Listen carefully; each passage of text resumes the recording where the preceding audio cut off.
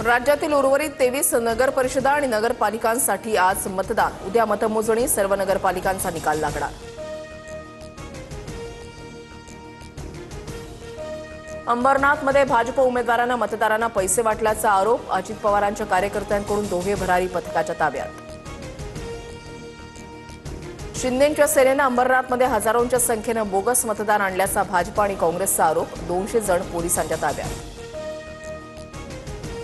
नाशिकच्या सिन्नरमधील प्रभाग क्रमांक 2च्या मतदान केंद्रावर बोगस मतदार पकडले। बनावट आधार कार्ड बनवून मतदान करण्याचा प्रयत्न। बोगस मतदाराला पोलिसांच्या ताब्यात दिलं। वाशिममध्ये भाजप उमेदवाराची ठाकरेंच्या सेनेच्या उमेदवाराला मारहाण आणि जीव मारण्याची धमकी। भाजप उमेदवार सतीश वानखेडे यांच्या विरोधात गुन्हा दाखल। अजित पवार तटकरेंची रात्री फडणवीसांसोबत तासभर बैठक। अनेक ठिकाणी अजितदादांची एनसीपी स्वतंत्र लढण्याच्या भूमिकेत। युती नाही तिथे स्थानिक पातळीवर पवारांसोबत युतीचे संकेत, सूत्रांची माहिती। नागपुरात टँक टॉवरच्या अपघातामध्ये 6 कामगारांचा मृत्यू। राज्य सरकारकडून मृतांच्या वारसांना 5 लाखांची तर कंपनीकडून 30 लाखांची मदत, फडणवीसांची माहिती। पवारांच्या राष्ट्रवादीचे आमदार बापू पठारेंचा मुलगा आज भाजपत प्रवेश करणार, तर मनसेचे दिवंगत नेते रमेश वांजळेंची मुलगी सायली वांजळेंचाही भाजपमध्ये प्रवेश होणार। आप मुंबईतील सर्वच 227 जागा स्वबळावर लढवणार। उमेदवारांची यादी जाहीर, मवियाला फटका बसण्याची शक्यता। राज ठाकरे आज मुंबईतील मनसेच्या शाखांना भेटी देणार आणि कार्यालयाचं उद्घाटन करणार। बीएमसी निवडणुकीच्या पार्श्वभूमीवर राज ठाकरेंच्या भेटीगाठी। गुजरात, तमिळनाडूमध्ये मतदार यादीतून 1.5 कोटी नावं वगळल्याची माहिती समोर। तमिळनाडूमधून 97 लाख तर गुजरातमधून 73 लाख मतदारांची नावं वगळली।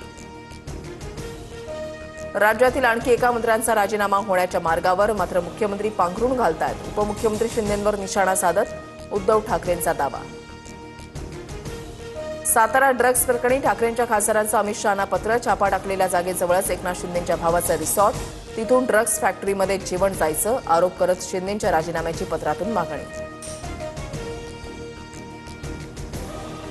पत्र पाठवण्यापेक्षा ठाकरेंनी शहांच्या पायाजवळ येऊन बसावं। शहांच्या चरणाशी कोणी आलं तर ते निर्णय घेतील, आशिष शेलारांची उद्धव ठाकरेंवर टीका।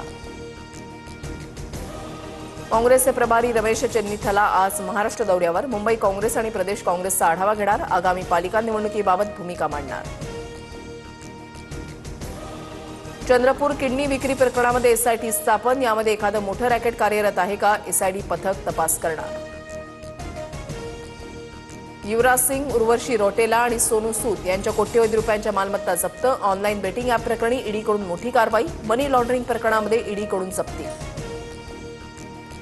राज्याच्या अनेक भागामध्ये थंडीचा कडाका वाढला। पुढील 2 दिवस गारवा आणखी वाढणार असल्याचा अंदाज। काही भागामध्ये तापमान 4 ते 5